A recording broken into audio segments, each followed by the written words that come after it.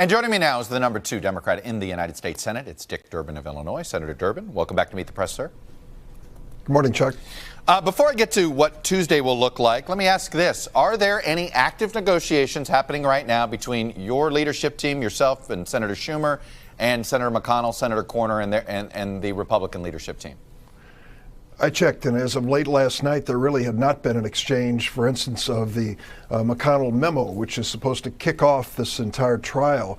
We're a little over 48 hours away from the trial actually commencing, and there hasn't been the most basic negotiation or exchange of information. So it sounds like you guys, instead of having a debate behind the scenes, you're going to have this debate in front of us on Tuesday. So, it looks like Senator McConnell's going to outline rules that, while similar to Clinton, what do you make of this reporting that indicates he's thinking of doubling the amount of trial time per day to speed up this trial?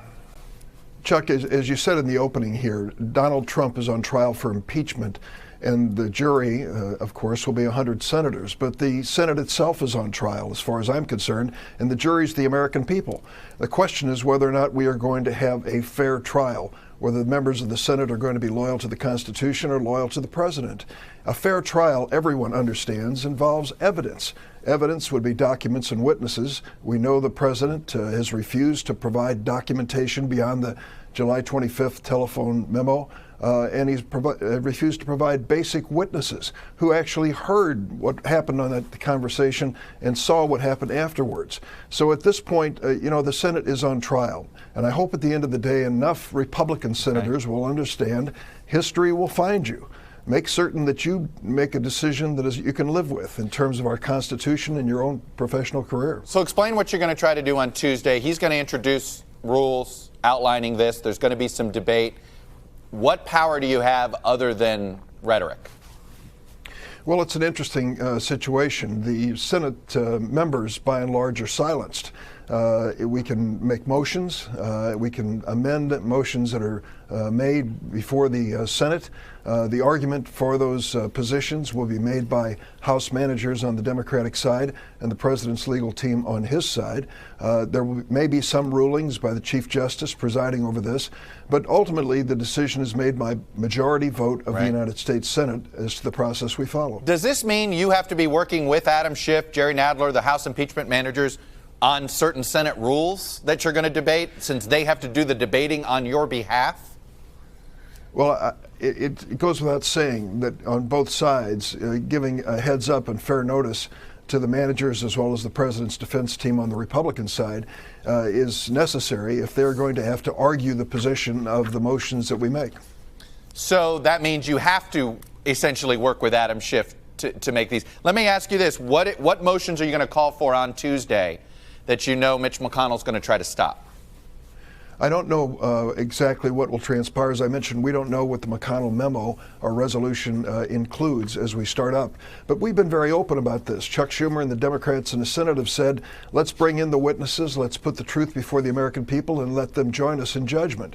So I would assume that the early motions made by Chuck Schumer on behalf of Democrats will go right to that point. Let me get you to respond to something from the President's legal team. It wasn't their official briefing, it was more of just their official response. So more of a statement than a legal document right now, but this is what they write. House Democrats' abuse of power claim would do lasting damage to the separation of powers under the Constitution. The essential argument they're making is that this is very subjective. It's a partisan decision that was made in the House. It's not a bipartisan decision. And abuse of power isn't defined anywhere in law. So how do you respond to that critique? I just asked those who criticize it to take a look at Federalist 65.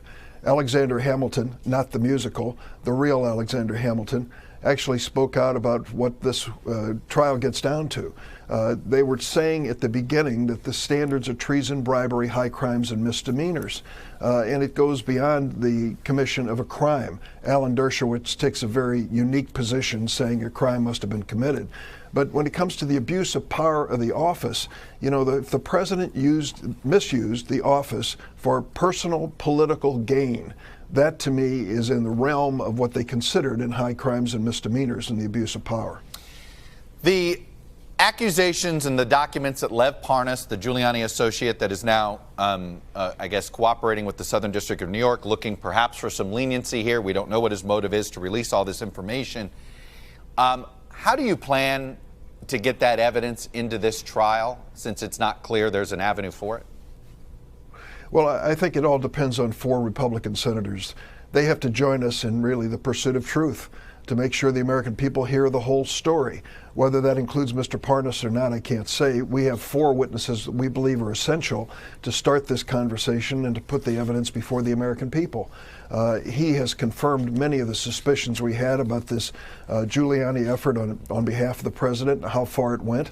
He is now implicated, for example, a member of the House of Representatives on the Republican side. There's a lot of issues that he's raised.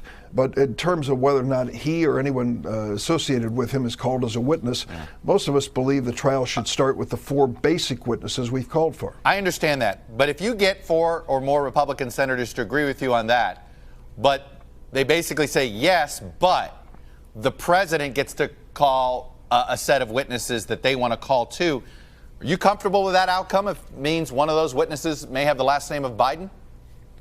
Well, listen, I don't know what the Republicans will suggest, but we've been told that even within their caucus there's a dispute as to whether or not that is really in their best interest, whether that's more theater than it should be. But the bottom line is this: the 4 Republican senators who will could initiate calling witnesses will really open a negotiation between the Republicans and Democrats in the Senate. The bottom line is, there going to be a fair trial? Are we going to have evidence, documents, and witnesses? To this point, Senator McConnell has said no, not necessary. He's made up his mind long ago. But I think the American people expect a real trial to have real witnesses and evidence. Is the outcome in doubt, even if you get your witnesses? In terms of the ultimate vote, I can't say. I don't know how this will unfold. I join my other colleagues and tell you that there was a moment when the Chief Justice arrived and we each raised our right hand that you could feel a change in the United States Senate. I saw it 20 years ago with the impeachment trial of Bill Clinton, and I've seen it now in this impeachment trial of Donald Trump. There is a feeling that we have a separate and awesome responsibility under the Constitution, not to let the American people down and to make sure we do the right thing. So the ultimate outcome I can't predict. One final question on the obstruction article. Should the House have made more of an effort in the courts before they filed that obstruction article? I can tell you that the courts process is a long one. It would have gone way beyond the current time into some period right before the election. But don't forget that the House Judiciary Chairman, Jerry Nadler, offered to the President of the United States the opportunity to bring his attorney into their Judiciary Committee hearing to ask questions, to produce evidence. They refused. If there's evidence out there that exonerates the President, we're still waiting to see it. Senator Durbin, I will leave it there. Democrat from Illinois, number 2 in the Senate leadership. Thank you for coming on, sir, and sharing your views. Good to be with you.